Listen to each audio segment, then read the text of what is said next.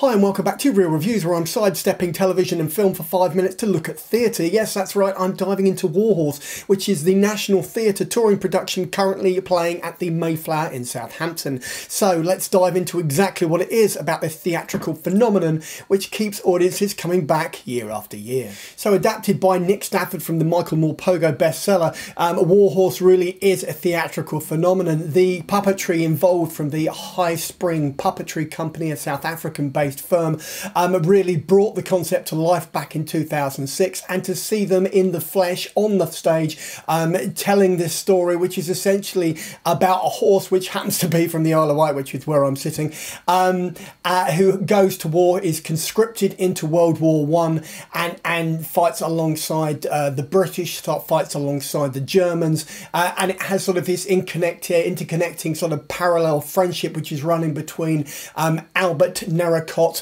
played by Tom Sturgis, and Joey, this thoroughbred puppet, which is controlled and created and brought to life by three puppeteers. There are actually 4 horses on stage at various points in the production, and it really is one of those things you have to see to believe.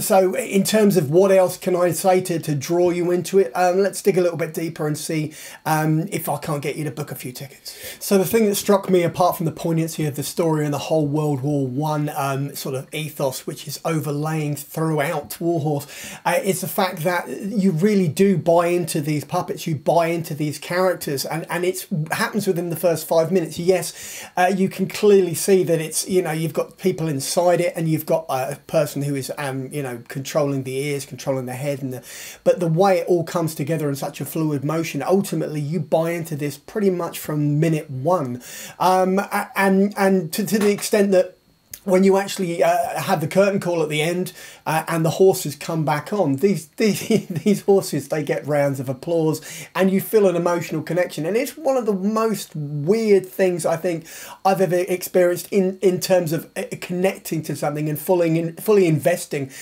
in a play, in a theatrical performance, because, you know, you really have to suspend your the disbelief here. Not only that, but the ensemble cast, which is 40 strong, and the puppeteers, who number 12 in total, really bring the entire production to life. And it's, if you don't see it in Southampton, track it down somewhere, because the National Theatre production is going nowhere in terms of, they're not going to stop touring it. Wherever it lands, please do yourself a favour and try and track it down, because it might be the best thing that you ever see. On that note, I'm going to dive into my rating. So it goes without saying that I'm going to be giving Warhorse, which is playing at the Mayflower Theatre in Southampton till the 19th, a 5 out of 5 on the big old 5 scale. It really is up to the hype. It really lives up to the sort of like the praise, the adulation and the plaudits that have been, should we say, plastered on it over the years. So track it down with all haste. That's my advice, that's my recommendation. Let's do the trailer. And so it is, you've reached the end of the video review for Warhorse, which is currently playing at the Mayflower in Southampton until the 19th of October, and then touring the rest of the country. So if you've liked the video, give me a thumbs up. Failing that, you can always just drop a comment in the comment box below and I will respond.